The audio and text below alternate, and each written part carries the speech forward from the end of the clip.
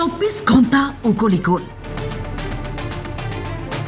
আন্ধাৰ সুৰংগত এতিয়াও আবদ্ধ শ্ৰমিক 300 ফুট তলত কৰিছে প্ৰাৰ্থনা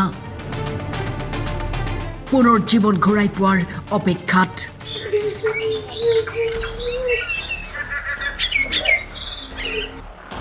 উমৰাংচুৰ কয়লা খনিত চলিছে উদ্ধাৰ অভিযান।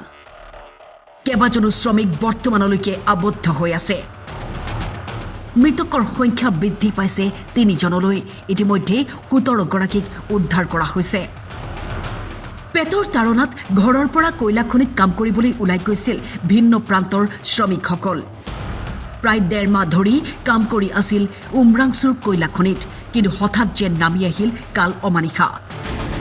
সুৰংগত সোমাবলৈ ধৰিলে পানী। সেকেণ্ডে বৃদ্ধি পায় জলস্তৰ। ফলত 30 জনৰো অধিক শ্ৰমিক আবদ্ধ হৈ পৰিল আন্ধাৰ সুৰংগত।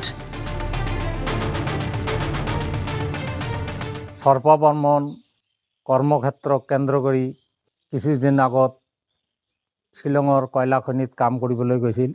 তেওঁৰ ঘৰত তেওঁই মুৰব্বী আছিল পৰিয়ালটোৰ, আৰু কেইদিন পিছত তেওঁ কৰ্মৰ পৰা ঘূৰি আহি পইচা উপাৰ্জন কৰি আনি তাৰ দ্বিতীয় ছোৱালীজনীৰ বিয়ে দিয়ে কথা আছিল। সেই আশাৰে তেওঁ কৰ্মক্ষেত্ৰলৈ গৈছিল। কিন্তু কৰ্মক্ষেত্ৰলৈ যোৱাৰ পিছত যোৱাকালি যিটো ঘটনা হ'ল, এই ঘটনা হোৱাৰ পিছত তাৰ লিংক কাটি গ'ল।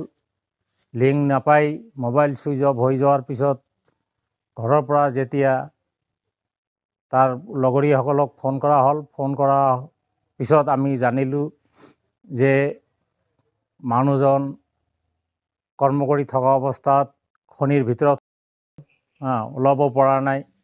তাৰ পিছতে ঘৰখনত এটা হুলস্থুলৰ পৰিৱেশ তথা আমাৰ ওচৰ চুবুৰীয়াত এটা শোকাকুলৰ পৰিৱেশ আহি গ'ল।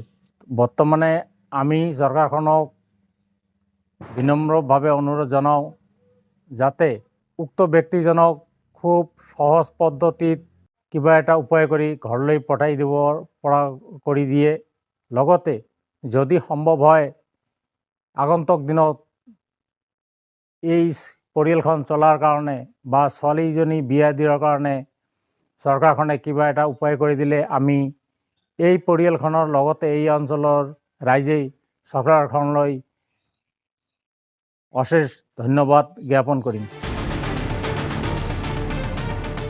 ইফালে যোগাযোগ বিচ্ছিন্ন হৈ পৰা কয়লা খনিৰ সুৰংগত আবদ্ধ শ্ৰমিকৰ কৰুণ পৰিস্থিতি, আনফালে পৰিয়ালৰ ঘৰত হাহাকাৰ।